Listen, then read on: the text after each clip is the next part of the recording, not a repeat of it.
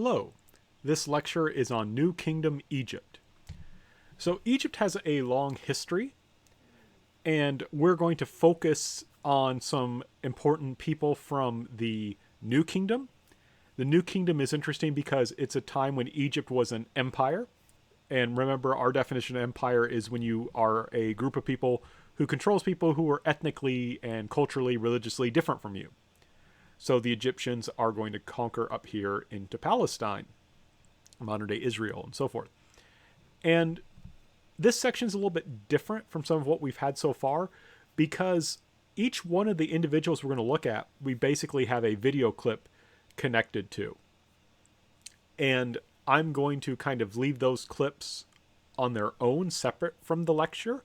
So, because they're a little bit longer, and I think it just makes sense to do it that way.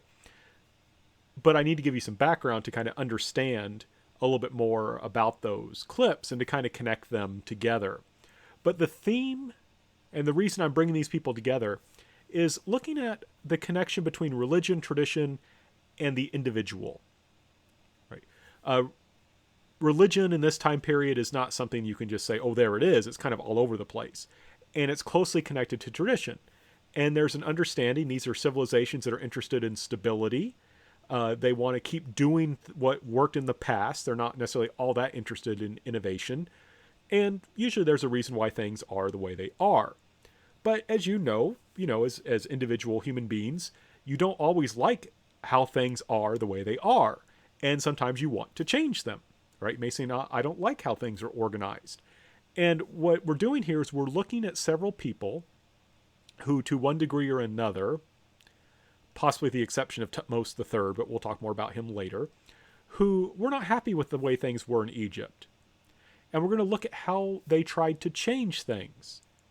And it's very complex, how they challenged religion and tradition, oftentimes using religion and tradition. So that's kind of what we're trying to look at here. Those are the themes. How did people as individuals try and bring change, religious and change to religion, changes to tradition? And how did they try and use religious tradition to do that and to exercise power? The first person we're going to look at is a woman named Hatshepsut, and how she tried to use traditional religious ideas to assert power against tradition that held women should not rule. Now, I want to stress she wasn't the first female pharaoh. There were others, but there was still this kind of belief among many Egyptians that women should not rule. So, first of all, though, I need to explain something about how monarchy works. In the United States, right, we broke away from England. And in the Declaration of Independence, if you look at the kind of the end of it, it basically tries to argue that King George III was a tyrant. And I believe the Constitution makes it illegal for Americans to have titles, right? Hereditary titles. We're not supposed to have them.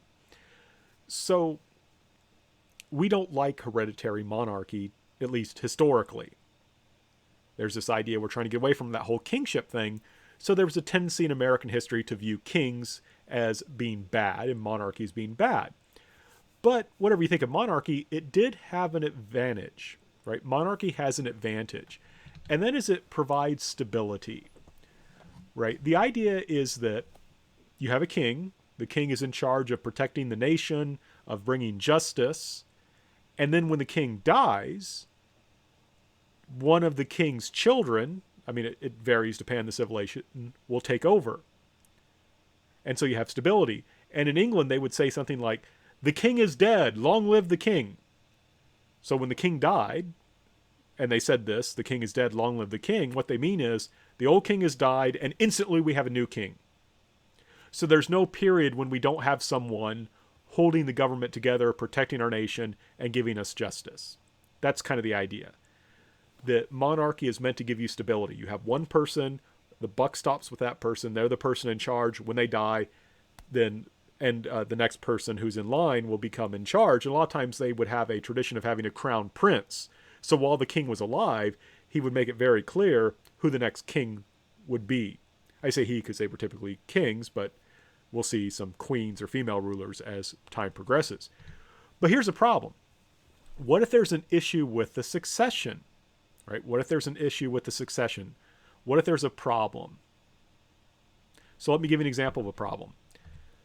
Thutmose II, a pharaoh of Egypt, died while his son Thutmose III was just a kid. I think he was about 8 or 9 years old. And that's a serious problem because you can't have an 8 or 9-year-old governing a country. They just don't have the experience or the maturity or the intelligence or wisdom to do so. So what happened was Thutmose II's chief wife, Hatshepsut, acted as the regent. Now, if you're not familiar with what the term regent means, a regent is someone who helps a king who is too young to govern. So the king is still king. The regent is just meant to be helpful. But here's the thing. Thutmose III had multiple wives. Hatshepsut was just the chief one. She was just the most important one. So Thutmose III was not her natural-born son. It was her stepson. Now, if you come from a blended family, you know that relations in such instances can be very complex. Imagine if we're talking about a kingdom. So Hatshepsut doesn't look so much at Thutmose III as her son, who she would pass power on to, but as a possible competitor for power. And Thutmose III isn't necessarily going to look kindly upon her. And eventually she will move from just being the regent to actually being the co-ruler as him. And what's interesting is she will use tradition to oppose tradition. She'll use traditional ideas to oppose tradition. So, for example, one thing I think is fascinating, in her statuary, not in this example I show of you here, she will actually have a false beard and will dress as a man in order to present herself as a male pharaoh. As a man, she's, in a sense, cross-dressing. She's attempting to perform masculinity in order to say it's okay for me to be a woman, to be pharaoh. There's a video you'll also watch that will give you some more information about how she did this. But I just wanted to introduce you to her and give you a better sense of her historical context and this issue about monarchy, stability, and regency. The next video you will watch is about Thutmose III. This isn't dealing so much with this theme of power and the individual. Thutmose III was pretty much just your standard Egyptian pharaoh, but I want to give you an example of how the military worked in this time period. I've talked about the military, but I want to give you a concrete example. I want to show you how Thutmose III would successfully conquer the trading center of Megiddo. Remember, we talked about how in warfare, you typically, that's the kind of place you'd want to seize. It gives you more power. And I think it's interesting. This shows you how ancient people, here today, we celebrate peace, right? We want to emphasize rulers, or I should say the presidents and other people as peacemakers traditionally. It would be weird, for example, for an American president to wear a military uniform, even if he had served, or later she had served in the military, right? That would be kind of odd. Here, you have Thutmose III, and if you look closely, he's holding the hair of like 100 prisoners who he's conquered. So remember, in this time period, you don't want to get conquered. You want a powerful military. You want to go out and conquer other people because then you get more resources. You can live a more comfortable life. You want their wealth. So you celebrate powerful kings like Thutmose III. And I think this video clip gives you a sense of how warfare worked in this time period. So that's why I like to include it. Going back, though, to this idea of using religion to challenge tradition, we'll also look at Amenhotep IV and his wife Nefertiti. Amenhotep IV is also known as Akhenaten. I just don't want you to have to remember too many names. But he is an example of someone who tried to basically develop his own religion to defeat the power of the priests in Egypt and get their wealth, to make himself even more strong, a more powerful ruler, but who also seems to have sincerely believed in that religion that he was developing as well. And what's also interesting about Amenhotep IV is that his wife, Nefertiti, was, in a sense, a public advisor. Now, I think women in Egypt, the wives of pharaohs, traditionally did give them advice, gave them help, gave them assistance, but they did so quietly. But Amenhotep IV celebrated the role of his wife Nefertiti. And you can see he's kind of a rebel in that sense. And you can see that this is an image of them from then. And one thing I have to tell you, in ancient artwork, size is not to scale. Size is related to importance. So you may have, we go back, you can see Thutmose III is much larger than these people he's captured. The guy wasn't 8 feet tall. They're just showing how important he was. Notice they're not that different, and they're at eye level. So Amenhotep IV was quite comfortable with his wife being presented in a way almost equal to him. So he's kind of a rebel in that way. And Nefertiti appears to have been a really, really, wise and impressive woman to be able to gain this kind of status. Like, she really was a good advisor to him in many respects. But you'll see in the video clip about them how they're trying to use religion to challenge tradition. Now, we need to talk about the decline and fall of the New Kingdom of Egypt. In part because it's something that happened on a regional-wide kind of theater, right? It happens across the whole region. So, in this time period of the New Kingdom, this is in the 14th century, this is kind of what the Fertile Crescent looked like. You'll notice it's pretty simple. Instead of having lots of little different city-states, you have fairly compact or fairly large kingdoms and empires. It's not a divided region, or at least it's not that divided. You have fairly large kingdoms, one of which was the New Kingdom of Egypt. So you had the rise of large states. These states are doing pretty well in the 14th century. You got multiple large states, large governments. However, there's something called the Bronze Age collapse that affected the whole region, in which these states either collapsed and were replaced by smaller states, or were seriously weakened and shrank. Now, there's a book called the Bronze Age Collapse and 1177 BC. What happened in 1177 BC is that Egypt was invaded by what are called the Sea Peoples, and even though Egypt was able to repel the invasion, the government fell apart after that. Now, that tells us something. When you defeat an enemy, but rather than recover and grow stronger, you fall, that means there was something wrong to begin with, right? If you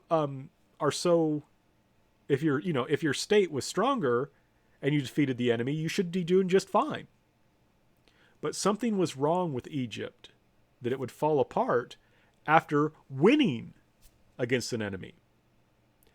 And I'll talk about why, what seems to have happened across the whole region, including the New Kingdom, momentarily.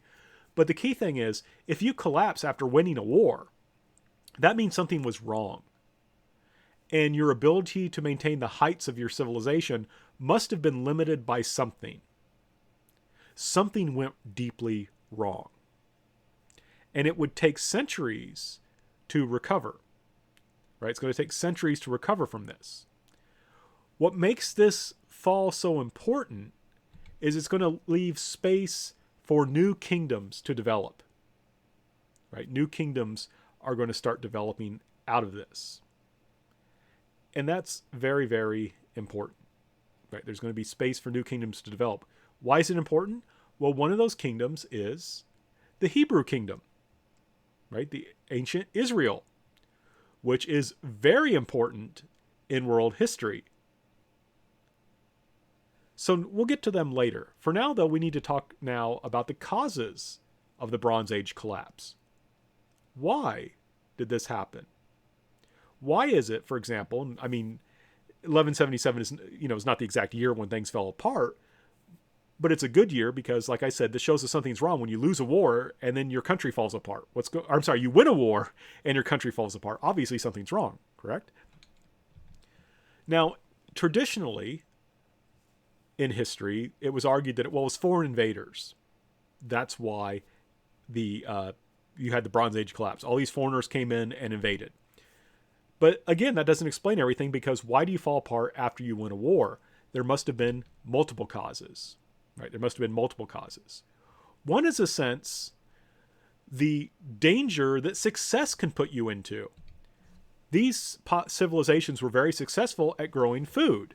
And remember, people, as long as they have food to eat, they'll tend to reproduce. So you have a growing population, which is based on this ability to produce all this food. And as long as the food production keeps going and going and going, the population will keep going. Eventually, you'll get to a point, though, where they run out of food. Moreover, even before they got to that point, there's not necessarily enough infrastructure or jobs for these new people. The population is going up, but there's natural limits in this time period over how big a country can get. Once you get to a certain population size, for example, the population density goes up. When population density goes up, there's more disease because people are able to transmit it easily between themselves. When population goes up, right, the city gets bigger, there's more people, but the river doesn't suddenly get bigger. There's not suddenly more water for those people, right? There may be just the same number of wells. The river, just as much water is flowing through as it did in the past. There's maybe not enough sewers. There's not enough people to take away waste. There's not enough roads. There's not enough housing. There may not be anything for these new people to do. And of course, when you have a growing number of people and less food, you don't have the infrastructure to support them, those people are not going to be particularly happy. They're going to be angry and want change. And they might rebel or riot or turn to banditry or do all sorts of things. In addition, eventually what seems to have happened is that environmental degradation reduced the ability to feed people. Over time, irrigation deposits salts and other things into fields. And the ancient people wouldn't have realized this. They didn't have advanced agriculture like we do. But over time, they would have seen that something is wrong. Right? Over time, they would have seen something was wrong. And that would have given them the clue, and they would have seen something was wrong, that there wasn't enough food, but they wouldn't know the cause, and they couldn't do much about it. And the problem here then is there's less resources for the government to deal with all these problems, even if it wanted to, right? So you have a population that's going up, food supply is getting, not only is that population eating all the food, and we don't necessarily have all the resources and infrastructure we need to support that population, but our ability to feed that population is going down. So, as the saying goes, you can't get blood from a stone. If we don't have the resources to deal with these problems, what are we going to do? Right? It's not like we can just magically make food appear to feed these people. So there's more problems and less resources to deal with the problems. And I say, even if it wanted to, governments, especially in this time, were not always particularly concerned about the common people. They're more concerned with their military, right? They want to keep the soldiers happy, because if you didn't, they could just, they have the power. They can just overthrow you, and their generals can become king. We'll talk a lot about that when we get to Rome. In addition, so all this together leads to social disorder. If you're hungry and you can't get food, and the government doesn't seem to care about you, and the government seems weak, well, you may become a bandit. What's a bandit? You saw that video about bandits in Mesopotamian trade, right? You go around and you steal from people. You might then say, hey, the government's pretty weak. Why don't I become a rebel and trying to overthrow the government? Or why don't I just get together with a bunch of bandits and we'll invade another country? And what can the government do about it, right? The government's much weaker now. So the government needs even more resources that it doesn't have to support an army to deal with these problems and to protect its trade routes. And so all this together creates a vicious cycle. More problems, less resources deal with those problems, leads to more problems. Right? We're having trouble feeding our people. Oh, we just got invaded. We got to rebuild our army. Now we have even less resources to feed those people. Now that leads to more banditry. Now we got to use our army to fight those bandits. Oh, that costs money that we don't have. So it's a vicious cycle. It's very hard to break out from this. And the key point in all this, civilization is fragile. Civilization requires a lot of things to go right in order to exist. If one thing goes wrong, especially with food production, the whole thing can fall apart like a house of cards. If that foundation is weak, or something goes wrong with it, food production, I mean, everything else can fall apart. And that's essentially what seems to have happened in the 12th century, affecting the New Kingdom and the whole region. Like I said, it's very important historically because it gives rise to new kingdoms like the Kingdom of the Hebrews, which we will talk about later.